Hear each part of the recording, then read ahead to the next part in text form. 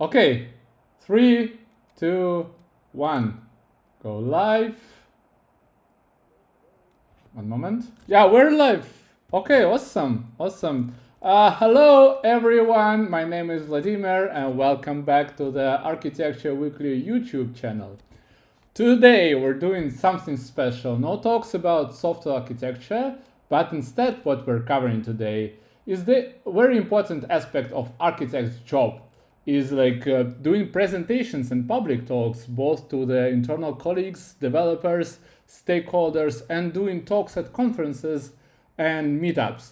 So please welcome my guests today. The first one is Vitaly Sharavatov. He's he's an engineering manager, a developer advocate, and mentor. And we have as well Anastasia Zinovieva, who is a professional actress and will help us a lot today. Say hi, folks. Yeah, cool. Vitaly, can you please tell us why we're doing this session?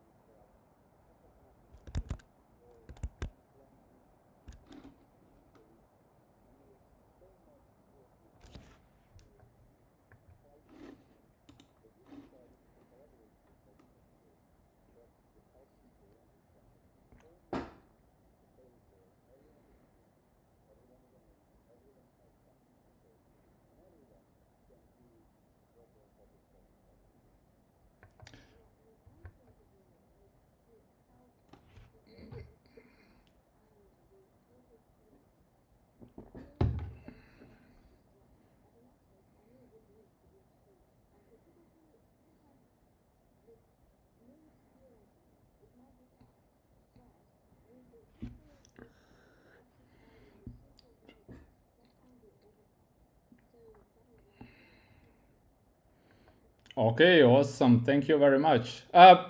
Another note from myself is that I'm like not prepared for this session at all. I don't have any ideas of any public talks. Like I ran out of them completely.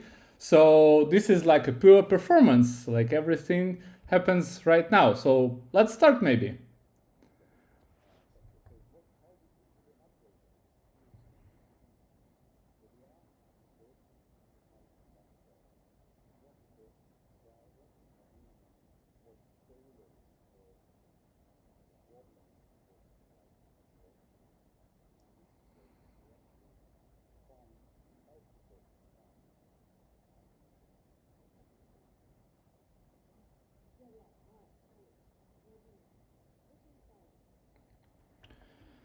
Um, I'm not sure. Okay, 1 year work-wise, right? Work-wise. Okay, so I started at the boat like 9 months ago, I think. What I did during this period were several things. So first of all, I built up one of the teams that I'm leading, the tax tech team. This is the first thing.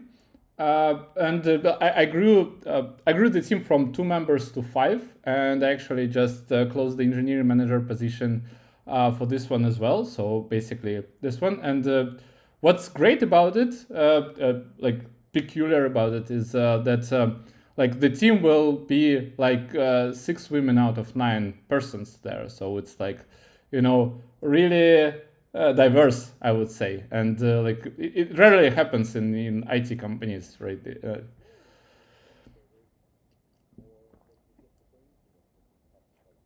Well, I wasn't doing anything special in particular for that, but yeah, somehow I ended up with this setup, and I'm really like, I don't know, happy with that, I would say. Yeah, this is one thing. Another thing that we did together is that we made several technical improvements during this period. So first of all, like our monitoring of our system was not really great, and we introduced a lot of monitoring there, introduced the alerts, and right now we can discover the problems really fast. And like previously, we had to wait for our like internal customers to say us, hey, something's not working for us. Like take a look. And right now we can see that, hey, like everything is working fine. Another aspect was the performance improvements. So this summer we had a queue of 1 million invoices waiting for the fiscalization. So basically the process looks like this. Like when service is completed, like the taxi ride is completed, or the delivery is over, then we take the invoice and we send it to the tax authorities in the country that we operate in. And this process is called fiscalization. And we need to do that in like a 2 days period, otherwise fines are incoming. And basically, we had a very long queue for the food delivery in Portugal, but we managed to improve the system in such a way that it can handle the load, and the queue was gone in like several days. So yeah, this is another achievement. And like the last one that I can think of is the introduction of the new technology to the team. We really we had a big problem with the current architecture because it doesn't allow us to scale it well. And what we did, we made a research. What options can we go with? We came up with a big document describing the problems that we have, the possible solutions, and so on. And then we went to the kind of an architecture committee inside Bolt and said like, hey, this is our problem. This is what we want to do. Like, can you please support us? And there was very heated discussion for a couple of months, but finally we find an approach that suits everybody inside Bolt, and we're going with it. And this is a great thing. Like the most complicated part is over. Then we should just go and implement it. So yeah, those are the things that I kind of proud of.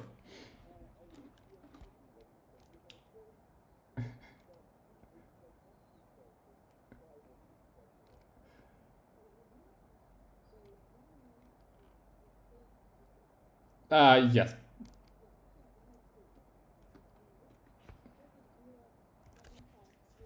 Okay.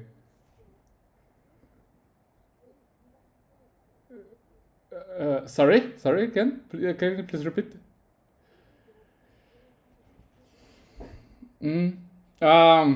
Okay, so I was dreaming about relocation for like 10 years. Uh, yeah. I changed the country, changed the employer, changed everything basically in my life except my family. So yeah, yeah, happy to preserve that as well.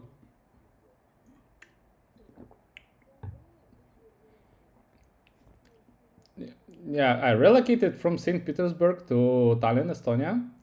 It's like 300 kilometers, but still, it's yeah. Well, not everything because there's a lot of Russian-speaking people here, like in Tallinn and Estonia in general. But yeah, everything else changed definitely.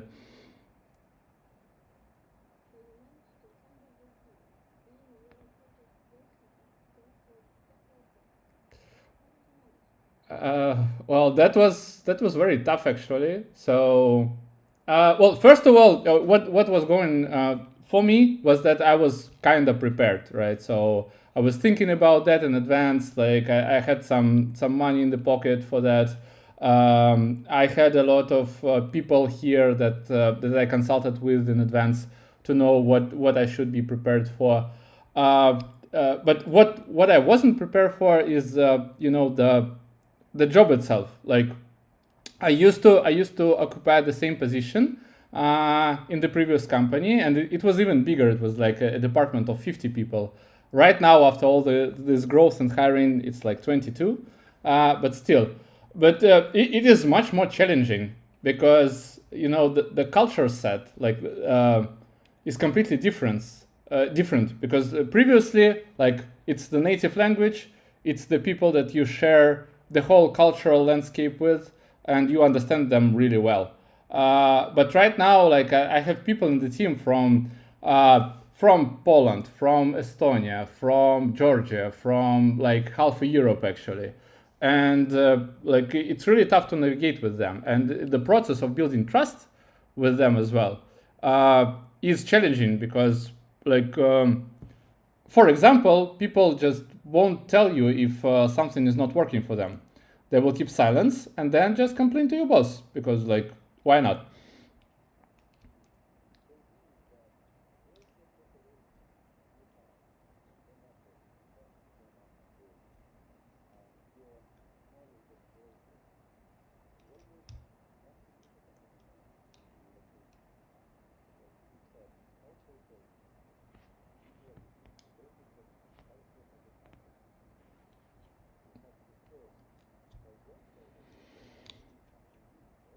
Uh, yeah, I had to adjust a lot. So to find out that, like, hey, I need to speak with people differently. I need to pay attention to some, look to be insignificant signs of like what's happening. Speak with people much more. So like and try to explain myself like, in a different language. And it's foreign language for me, foreign language for a person. So we're like kind of communicating. Oh, that stuff. Yeah,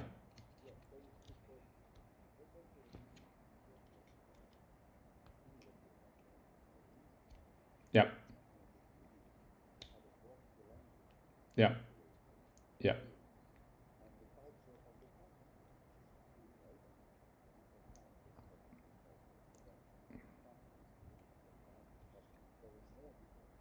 yeah, yeah, yeah. But I was lucky with that because like the current culture fits like I fit this culture better, but it was still a shift.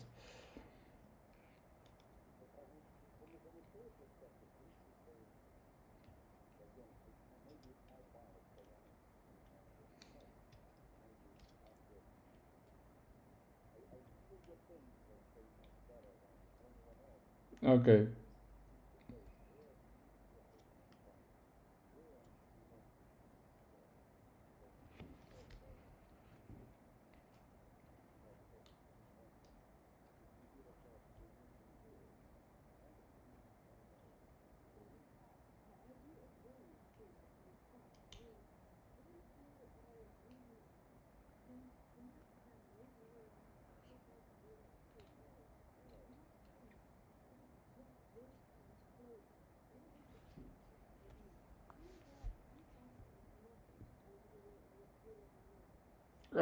We do have an office in Tallinn, and I occasionally visit it, like once a week, maybe once 2 week, but mostly I work from home.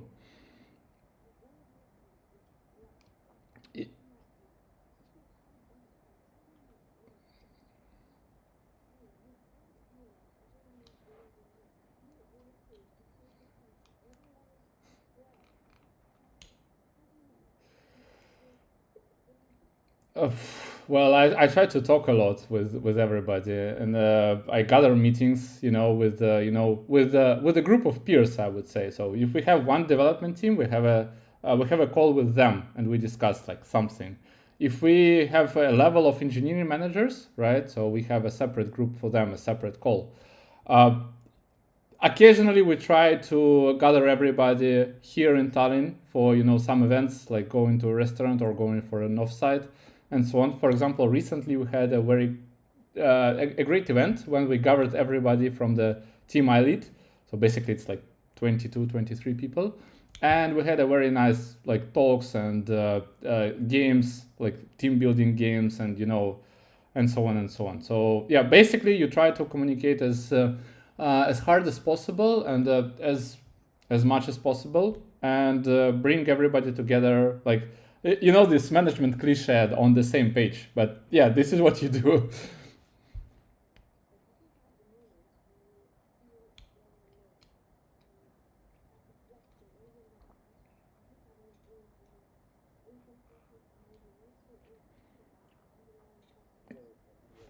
Yeah, yeah. There were several moments actually during this period. So first one was like a couple of months in. I tried to get my stuff, from the previous place of live, and like it was very tough because the border is not very transparent. I had to hire some guy. There were problems with payment for these services. I was trying to bring the tires through the border, but it wasn't possible. And I had, to manage the situation on the fly. It was really stressful. And during, while you're doing this, you need to, get acquainted with the process, with the company, with what you're expected to do, and so on. And thanks to my boss, he was really helpful.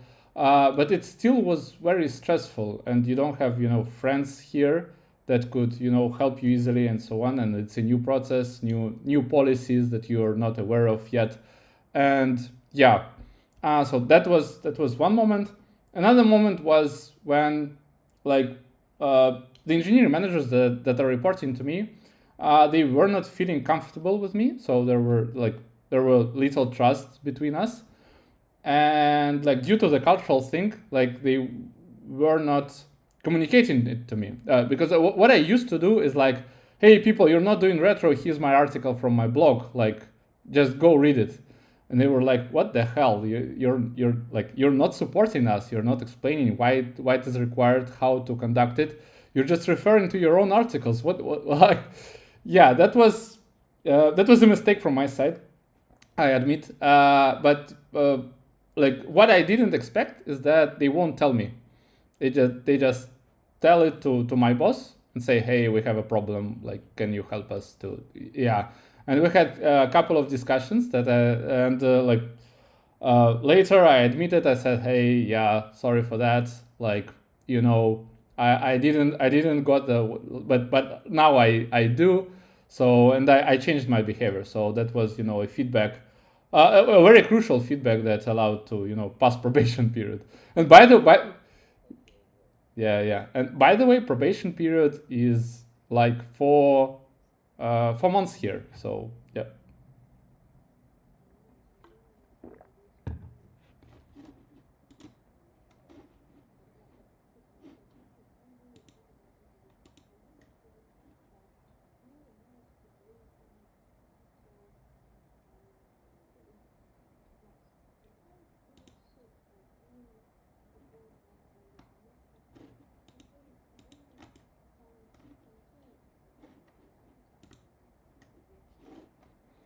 Sorry, can you repeat the question, please?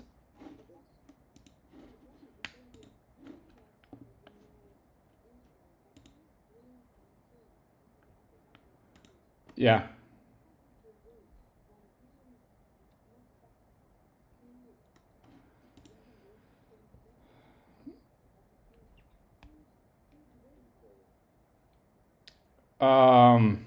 Okay.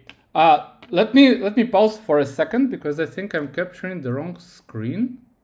Yeah, because you, Vitaly, or Anastasia, Zoom gets gets your pictures, but it's not showing myself. So so yeah, this is a bit strange.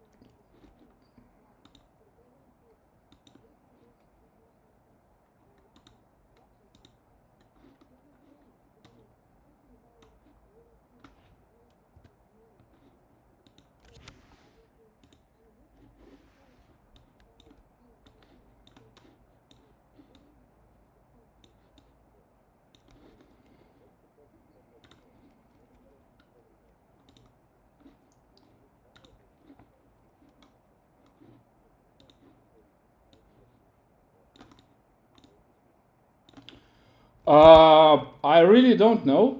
One moment. Yeah, I think we're good now. I think we're good right now. So,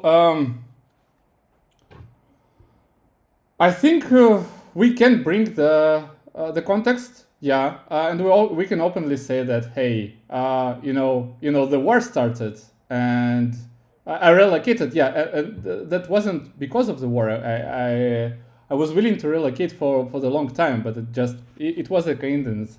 And actually, Yeah, yeah. And actually, when we moved here, everybody was asking, "Hey, like, did you come because of the war?" Like, no.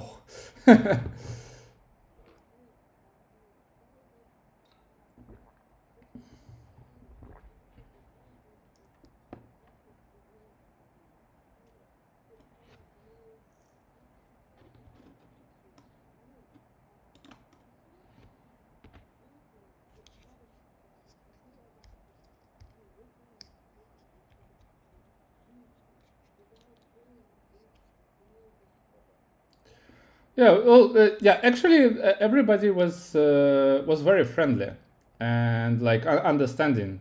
Like, hey, we understand what's happening, and like, so.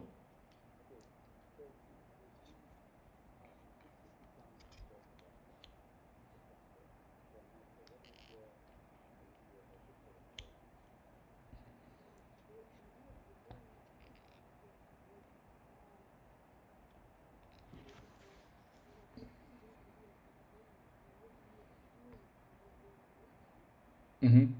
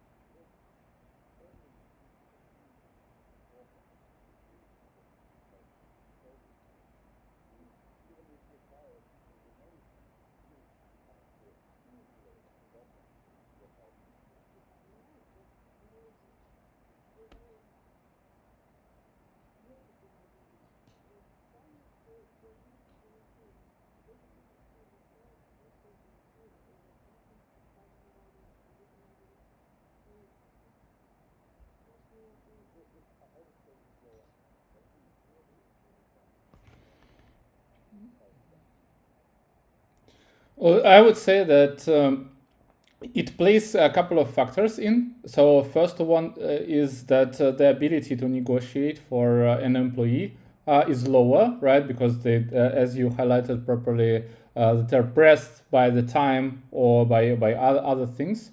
This is the first thing, and the second thing is that the level of stress is much higher because even if they fled the country, they're still worried about their relatives who are left there. So yeah, and this brings like a lot of complexities in, right? Yeah, another aspect that I can highlight is that people not relocating to the place that they would like to, but where they can to. And yeah, and well, I have the same situation with with one of my employees right now who is not happy with the place he is in, and like that's an issue that we're trying to solve. So yeah.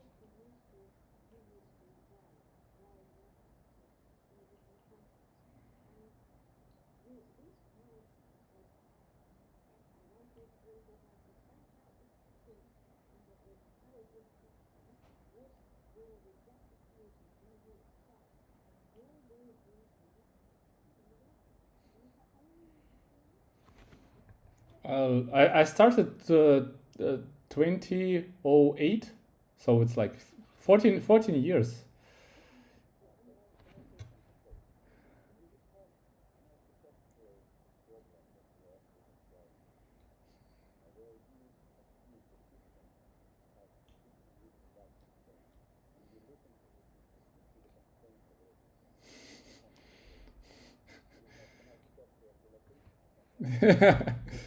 Yeah, that's an interesting viewpoint. Yeah.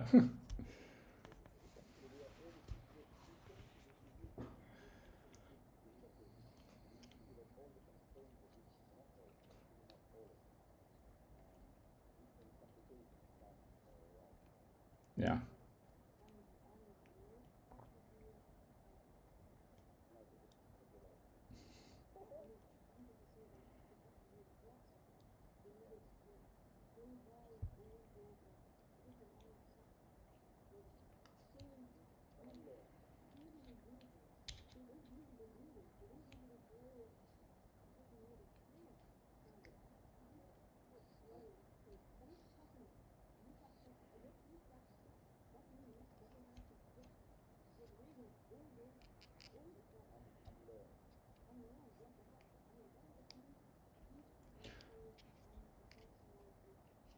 I would, yeah, I would say it's relearning actually. And what I definitely had is that the mindset changed a lot. So I discovered some new things about like how the world operates itself, and what should I do, and how should I communicate with different people inside family, like or at work or like somewhere else. So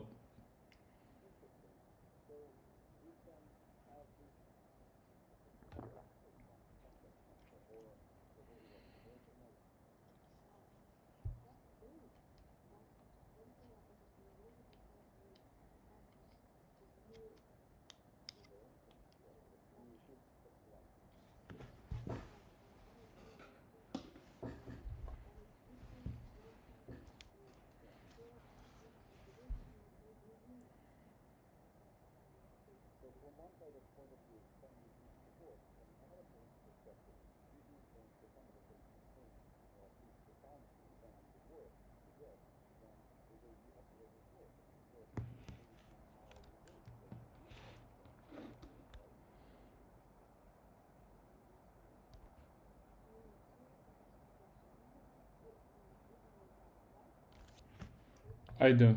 Yeah, one.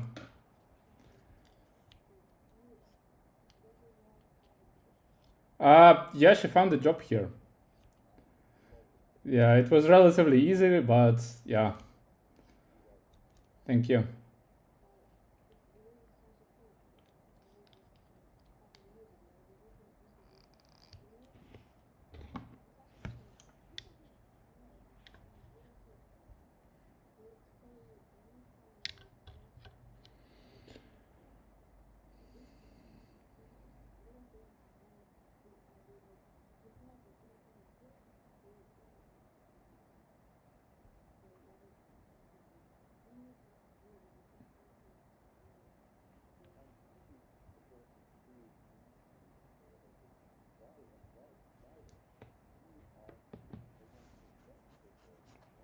Yeah, you are. You actually are, and that was one of the points that I was thinking I was ready for, but I was actually not. Is that you're responsible for anything that happens? If it's like if it's not your fault, if it's like yeah yeah yeah if yeah like anything that happens, it's like it's your fault now. Like it's not your fault, but you're responsible to deal with that now. Yeah.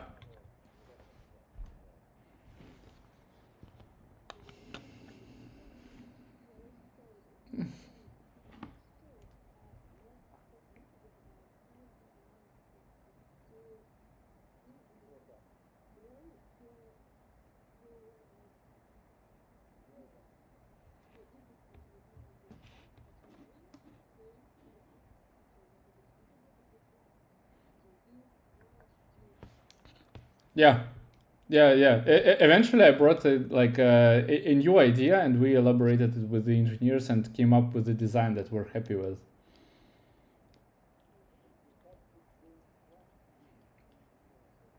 Yeah,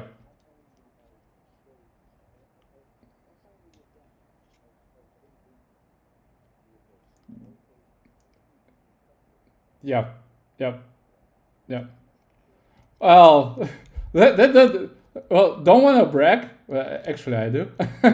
uh, but yeah, but that was an easy part because it appeared that I had the experience for that and I had the knowledge for that. And the only thing that I had to do is to just ask questions like why this works that way, why we have this kind of situation, why like what do we want to build, like what do we expect next year and so on. And once I got this information, I was able to say, hey, maybe we should try this one. And one thing that helped as well is that I dig into the code and solved a couple of the problems just to understand how the engineers work. So how do they submit pull requests? How they run tests? How they get their build deployed to the production? How do we run it? How do we monitor it?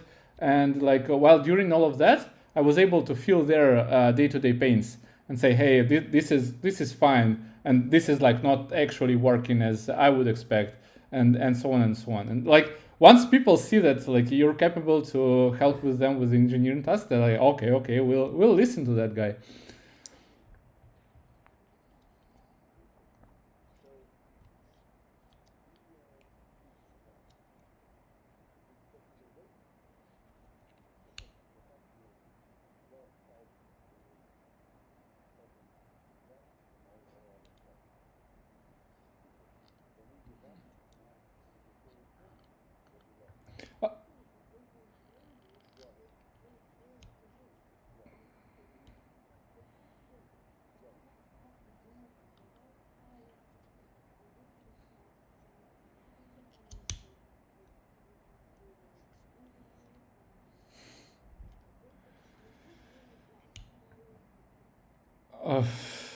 Uh, that's a tough question. I don't know. It was like 50 interviews, I think, for this year.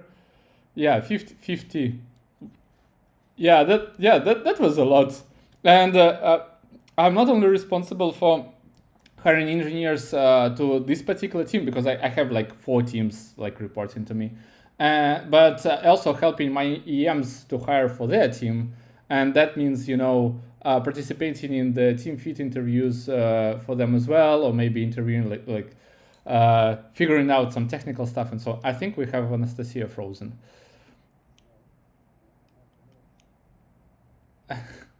not yeah, okay. So yeah, okay, you're back. Yeah, so what was the question, like how it was going? Well, I had to first I had to prove that my understanding of the culture and the expectations fit the understanding of EMs and the rest of the team, right? Yeah, because I can have my expectations of a person, they can have theirs, and like if they don't match, it will be a terrible hiring, right? Because I will hire a person that doesn't match the team, and it will be a disaster. And actually, previously before me, I know the stories about people being hired, and like in the first 5 minutes of talking with the team was like, screw that guy, like literally 5 minutes. So yeah, how much does it take to understand that this is a misfit? Yeah, we managed to avoid it, and we discussed every person very detailed after the interview. For example, when I was trying to hire an EM for this team, like instead of leading the team by myself, we had final interviews, like team fit interviews with like, I don't know, 5 EMs, maybe 6. And the team said yes to only 2 of them. And one declined the offer because it was like a little bit low for him. So the team was really picky, and it took like altogether like 10 months to close the position. And now like we have the final candidate, she accepted the offer and so on and so on. But yeah, the team is really picky. So glad I was able to hire like the full set.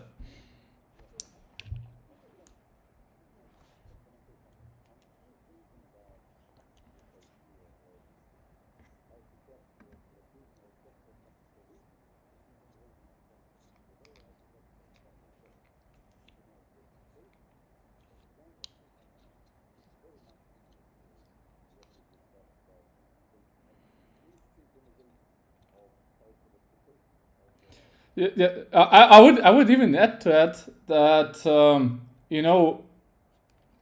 one moment. Designing a relocation is similar from some perspective to designing a system, because you have your requirements. You have functional requirements, right? We wanted to be like, to have, I don't know, like proper medicine, I don't know, proper job, and so on and so on.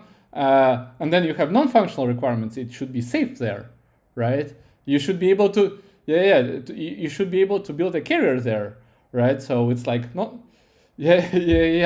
people should be nice. They should be able to understand you. It shouldn't be that hard to communicate, at least like first year, because like eventually you will learn a language and so on. But still, and like, and then you will try to pick up your technology, right? So you will pick your country, your name, and so on and so on. So I mean your city. Yeah. Sure.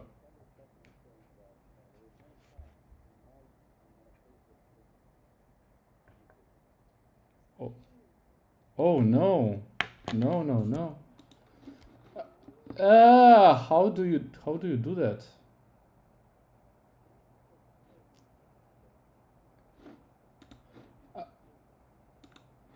Yeah, I know what's happening. I think what I will do. One moment. Hold on. Okay. Hold on. And Yeah. now, say something.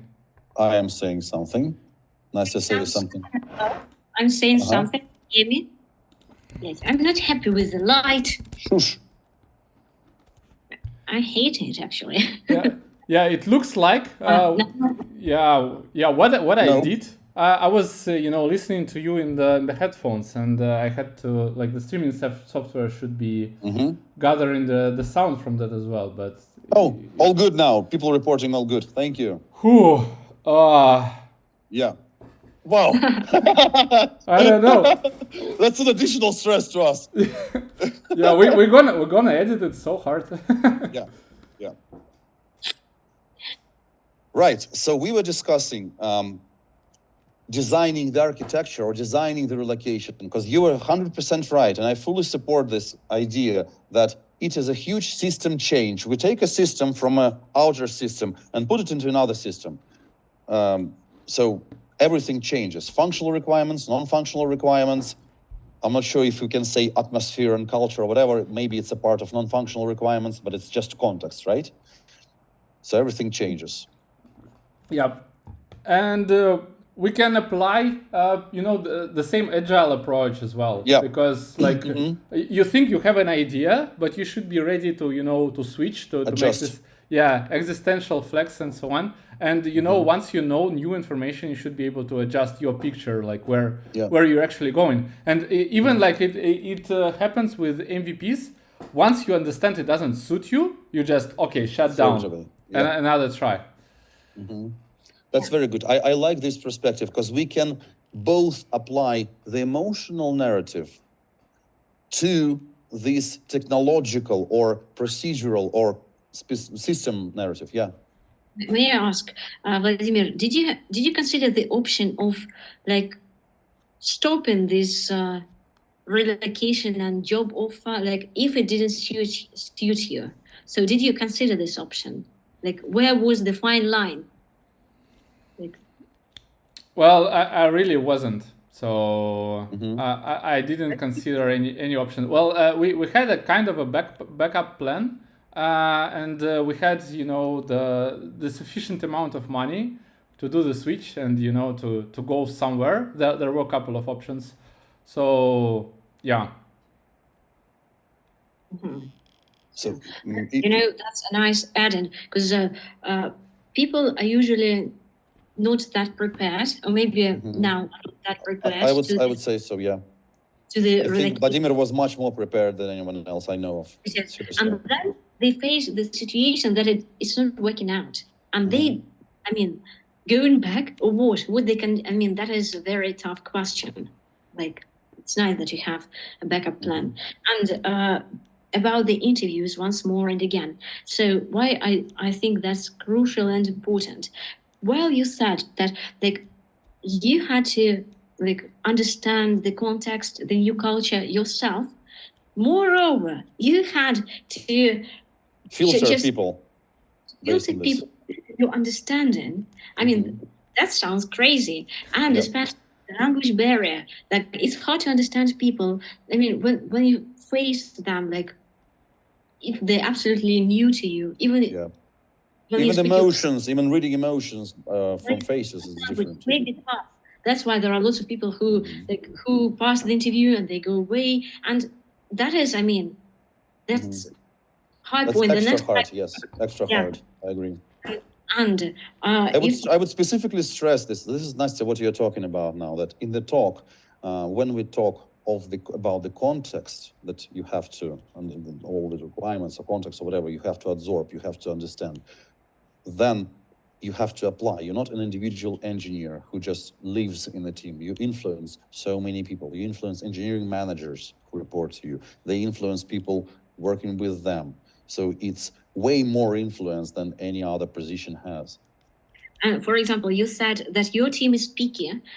Like you're bringing these engineering managers to them. How much, like, was it 5 in a row that didn't fit, and then 2 which fit, or how was it? Not really. It was like several ones. Then we pick one and say, hey, okay, it's a yes. Then the guy rejected the offer. Then we interviewed a couple of others, and like pick the one we have right now. So, but do you feel frustrated when your team didn't say yes to your candidate? Not really. I really think that one of the baseline or like basement for the trust is like listening to the team. If they have their concerns, I need to have like really strong arguments about like why we need to go with this particular person.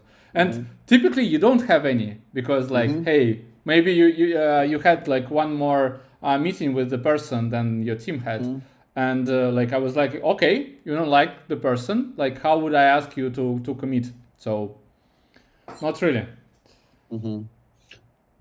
Okay, so let's come back to the whole.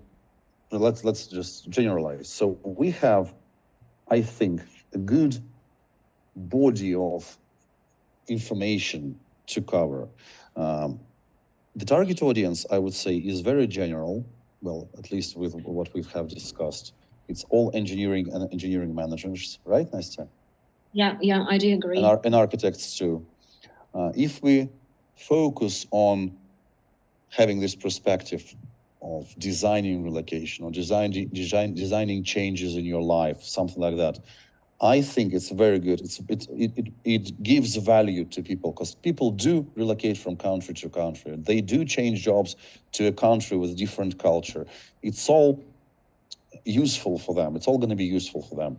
Then we have exact examples of issues that you faced that you didn't anticipate, that you can call them functional, non-functional requirements, from banking to culture to facial expressions of emotions to whatever. Then you have this story of understanding and adjusting and adopting. Within this story, you add more and more complexity, you grow complexity, like from a basic issue of, I'm not sure, pipe leaking in your house and you feeling responsible for that, and that adds to the stress, to issues of picky team whom you need to satisfy with your choice of an engineering manager, and then gaining trust from the team to implement your stuff. And then you can say, but actually this was a bit easier, because you are a specialist in the area and you could easily explain this to them. But anyway, you're growing the stress, you're growing the complexity. And then we summarize it with what? With some summarize. I'm not sure that summarizing. I mean, summarizing. It's like sharing. Every bit of a story, every bit of adding new complexity is kind of summarizing.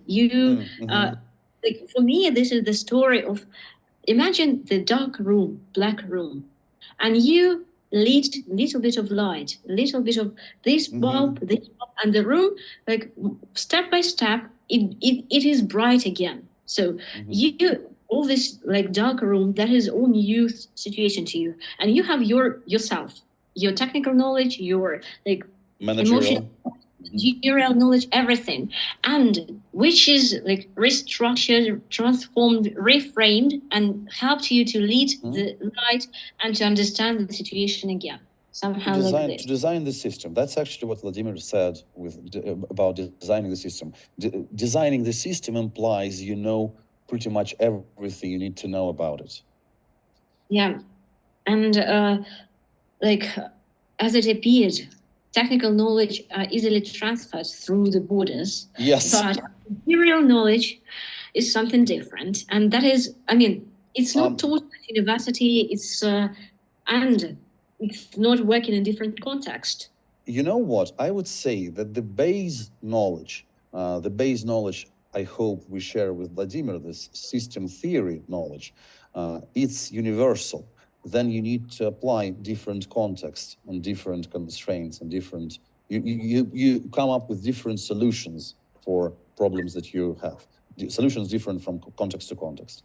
But I would say, I would possibly, Vladimir, I would possibly dive into systems theory just a tad, just to explain people that you cannot expect your, I'm not sure, desert boots to operate in Alaska, right? So you shouldn't expect your managerial practices to work in a different culture, something like that. That context defines the system as well. But some of them worked actually. I have a good example. A couple of my employees were having a conflict, right? And like they were not able to agree with themselves.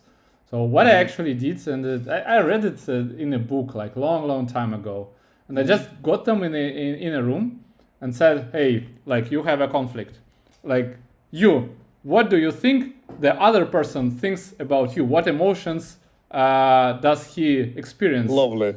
Yeah. And I did the reverse. And like after this exercise, they were like shaking my hand, like thank you very much. Like we resolved the conflict. Like You reversed empathy. yeah. And that was really great. And like some of the practices you can bring with yourself, but some you should adjust. Yeah.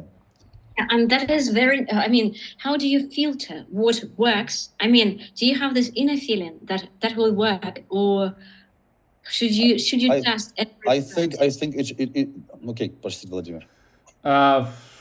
I didn't know. I just thought that hey, like this sounds like a working thing. Like it should not be very like cultural specific. So let's try.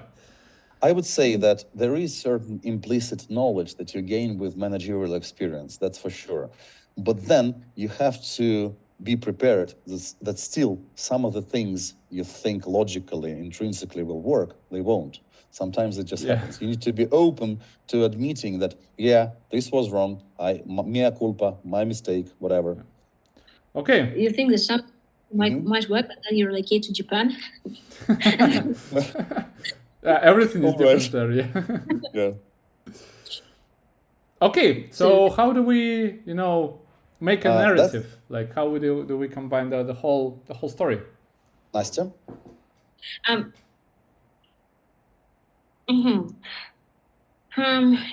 I think if you want to use this architectural systematic approach, that should be the line, like that is your trunk. The string, yeah. The trunk. And all other, like your emotional experience, like all other stuff are branches. So you have the trunk of your designing the relocation, architecture of the relocation. And then at every step, you grow the branches and the leaves and all this stuff, which are at every step. Examples are leaves.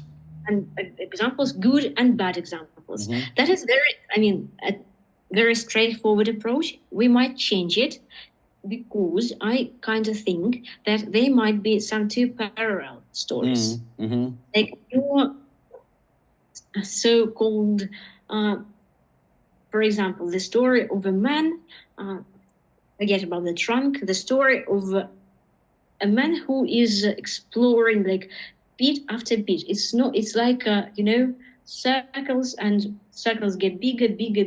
So the first circle, you know this little bit. Then you understand that you don't know much more. Then you know a little bit more. Like this. This is a different structure, but I kind of haven't made up my mind yet. What do you think? I think both approaches can work. We can use parallels. We can use analogies. Like we can say, okay, I'm designing my relocation. What is the design process? We say, bam, this is understanding this bit of context. This is understanding this bit of context. And this is actually how it would work in software engineering. We could bring analogy of software engineering, designing an architecture for a program, for an application, we can find specific analogies in software world. That would connect well with people, that's for sure. Yeah. Or we can stay within the personal narrative, the personal history. They make it autobiographic. But I would personally go for setting the narrative and then having analogies in software world. Maybe just experience and from experience, like once upon a time my backup didn't work, something like that. This is going to be very common for people, and we could find an analogy for each particular problem or category of problems you have. Yeah, but have a look. If we have this center and like circles which are growing bigger, we use this chronological approach, and we use Vladimir. You use your story, and like chronologically, you just go from one level to another, and we will just show the growing complexity, like this circle, like this, bigger and bigger, and that. Of course, your area of expertise, your reinventing yourself goes you reinvented yourself to a much bigger degree, but there is still lots of things, and the more you know, the less you know. So, and this combines like your real history and like I like it. gives us this firm structure. When you meet the obstacle, then you overcome it, or change yourself. But at the next level, you meet a whole bunch of new obstacles, a whole bunch of new situations. Then you overcome them, and then again and again and again, like wow. But that is my opinion. Does it make sense to you, Vladimir? Yeah, kinda. So we kinda tell of a heroic story, right? Yes. Which faces the obstacles and changes himself, like during the journey. Yes. Grows. Yeah, grows, and we compare it alongside with some technical things. I would say so. Yeah, I would say so, because you, being an architect for so many years, for sure have plenty of stories, technical stories to tell, right? Yeah. And we can find good analogies from those technical stories to what you're saying from the emotional standpoint. Because I would still say that this whole path is very similar to me to a product path, when the product lives on, right? It has an evolving architecture. The market changes, the employees change, cultural changes, everything changes, and yet the product still strives somehow. And so there are plenty of samples from the software world to what we're discussing here from the biographical standpoint. No. My suggestion would be to proceed with this preparation and to make this whole prep for a talk very public. If you, Vladimir, vote for this too, let's proceed with this. What do you reckon? Okay, let's do it. Let's do it. All right, so the next stage would be, if you could please prepare like very simple thesis, like bullet outline. Outline of what we've just discussed. Then we will have another call. Nastya, proceed. Tell us about this, the way we prep. Yes, after we listed all this, I call them the hooks. So you don't actually write anything. These are the hooks which help you, like...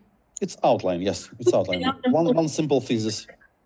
Yes, bullet point, that hooks another bullet point, that hooks another bullet point, and like with the hooks, we're proceeding with your story. And once we listen to your story in this structure, in this structure, we will understand how it should be shaped. We will understand what's extra, what we don't need, what is what should we add to the story, and how should we add some more action or whatever, everything we need. Or interaction, everything. But first of all, these hooks, this structure, this skeleton of this the outline. Yes, so please prepare this, put it on GitHub. Okay. Good. Yeah. And we'll proceed from there. We'll set another call then. If you're all right with doing this all in public, that would be a great adventure. Okay. Super cool. Awesome. And next time, Nastya will start prepping you with articulation and all the voice and all the stuff. That's very interesting. Right, Nastya? Yes. Before we start prepping with articulation, there is a nice thing, to find your character, which is, that's why we need to listen to your story, to find the appropriate way for you to be on stage, to feel yourself comfortable, free, and so on and so forth. And we will match your character and your story to tell this story like the best possible way. Okay. Super cool. Sounds That's fun. Gonna be fun. Yeah, cool. Thank you very much, folks. That was very insightful. So what we did today, just to highlight, so Anastasia and Vitaly interviewed myself very hard about my journey relocating, from my previous place of living to where I am right now, through the obstacles that I faced, like during the relocation itself, during the work here, during changing the culture, and doing my job properly, right? And we ended up agreeing that the next step will be outlining the story and trying to prepare for a public speaking. And we will get back with the next video where we're preparing this talk in Yeah. public with some trainings from Anastasia. Okay, Yeah, thank you very super much. cool. Don't forget Thank to you. subscribe, hit this like button down below, and see you next time. Bye bye. See you next time, folks. Thank you. Bye.